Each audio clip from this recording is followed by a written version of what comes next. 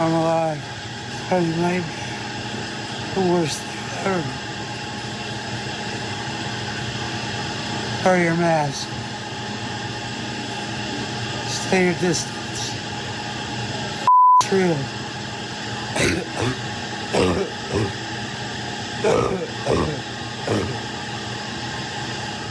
There but for the grace, go I, but not you. If you stay your distance, if you wear your mask, if you wash your hands, if you observe the protocols, you got a chance of avoiding that. I'm alive. The words from John Place, husband and father, letting the world know he survived coronavirus after being on a ventilator for nearly 20 days. John, in the land of the damned, is very fortunate. He tested positive along with his entire family. You might be positive and just feel a little cold, a little headache, maybe a little fever for a day or two. But you're going to bring it home and give it to your entire family. And you'll be, in my situation, on a ventilator fighting for your life because you didn't wear a mask and you didn't keep your distance. I'm serious. This is for real. This isn't fake.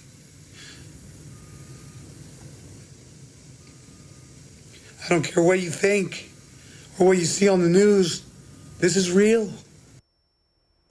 That's John Place spending almost 20 days on a ventilator fighting coronavirus. John is still in the hospital off the ventilator, but his struggle is far from over. His entire family also testing positive for COVID-19 after his son caught it after going out with friends. The Howard Stern Show. All right, I'm going to do something this morning I'm actually anxious to do, and I want to applaud a young man. Well, let me tell people what you're talking about. Your dad is 42 years old, right? And he's a diabetic. And one of the reasons you were so concerned, or your stepmom was so concerned, is that, look, he had a pre-existing condition, and if you get COVID, you're going to bring it home, and you're going to infect everyone. And I guess, Nick, you were pretty cavalier about it. You were like, f it. You went to a party, and you didn't wear your mask, right? Yes, sir. Being young, I think it's really easy to get into this, very egotistic mindset to where it can be a lot easier to, overlook the health of people that might have these underlying conditions and, people whose immune systems may not be able to respond to the virus as well as, those of the younger generations can.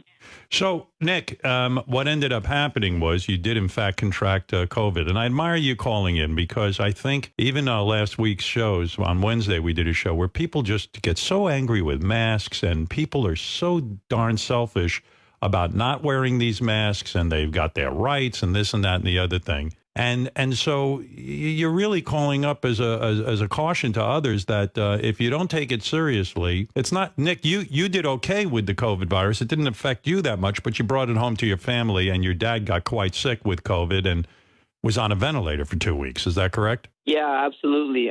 This entire time I've been feeling so much remorse and regret. Every part of me wishes I can just go back and do everything that I, wish I didn't do. However, I acknowledge I made a mistake. And the worst thing I can do right now is to not learn from it. And John, sounds like you had the roughest time out of the whole family with this COVID-19. You probably can't express to kids enough that it's not so much your own life, it's that you're going to bring this home to your family, right, Nick? Yes, sir. A lot of people go out and they don't realize that. That's right. You really can get this from anywhere and anybody. It's not an illness that discriminates. John, are you upset with your son? I hope that his friends and, other young people will learn a lesson from this. But when you do, or if you do have to go out, wear the mask, keep your distance. Don't let your guard down because people have the virus that never even know it, but they can spread it like wildfire. So you have to be super, super careful because you don't want your family member in the ICU on a ventilator fighting for his life. Nick, I'm really glad you told your story and you told it in a very good way. Thank you. John and Michelle, you're excellent spokespeople. I wish you would just keep calling into every show, every news program, anywhere people can be reached because this is a a tale that needs to be told. Now at 6, more than 7,600 new coronavirus infections, according to the state, bringing the total to over 504,000. The state confirmed an additional 120 COVID-related deaths. More than 7,700 have died. But the new test rate plunged to 8.3%. The lowest since June 21st. That is good news. And the state doesn't report the number of people who recover, but we can tell you tonight about one man's amazing recovery. Only on 6, an emotional homecoming for a local father who beat COVID-19. After spending weeks on a ventilator, this local dad says he's grateful he is now able to share his story. NBC 6 reporter Laura Rodriguez was there for the big celebration. Family, friends, and event industry colleagues planned quite the surprise for John when he headed out of the hospital. It was a celebration he'll never forget. I'm alive! John Place beat COVID-19 and stood up from his wheelchair to prove it. Family and friends organized the celebration that brought the 42-year-old to tears. Westside Regional Medical Center staff also cheered him on as he headed home. John says he's grateful because his nurses went above and beyond to comfort him. You know, I was very lonely because there's nobody, you know, and I just wanted to hold her hand, and she held my hand for the whole time. And that really means a lot, you know, and they saved my life. I love them. It's been a long journey, and it's something that's very inspiring. NBC6 first told you John's story in mid-July after his wife made an impassioned plea on Facebook for everyone, especially young adults, to take this virus seriously. The entire family contracted COVID-19, but John had the most serious symptoms. He was on a ventilator for 20 days. This is a true miracle, 100%. I believe in the power of prayer. As a parting thank you gift, the family linked up with Power Pizza to donate 40 boxes of pizza to hospital staff.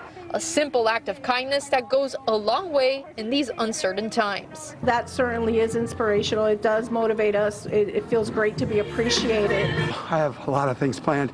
I mean, for one, this is a life-changing experience. I'm going to make the best of it.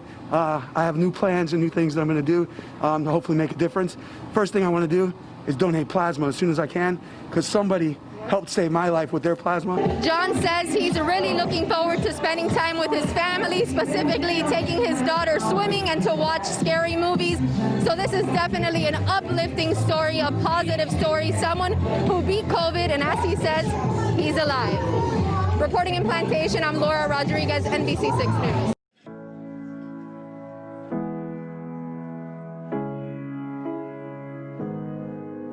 And the blood will dry underneath my nails, and the wind will. I'm alive. 1, 2, 3. I got it. I stand from a sitting position. Today is August 6th, 2020. And guess what? They're releasing me from the hospital. I'm going home. Tell the world I'm coming home.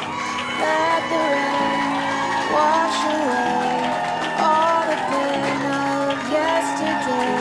I know my kingdom awaits, and they're forgiven my mistakes. I'm coming home. I'm coming home. Tell the world I'm coming. Still far away from where I belong, but it's always darkest before the dawn. So you get. I want to thank all the doctors and nurses and healthcare professionals here at Westside Regional Medical Center. They saved my life, and all of the nurses and doctors out there are doing an amazing job. Thank you so much. I feel great. I'm coming home. Tell the world I'm coming home. Let the rain wash away all the pain of yesterday. I know my kingdom. By the grace of God, here we are. He's alive. He's progressing each and every day. It's an amazing feeling.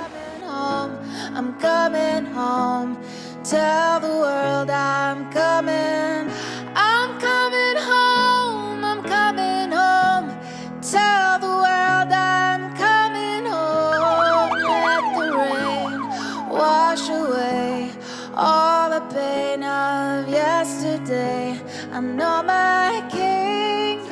Wear the damn mask.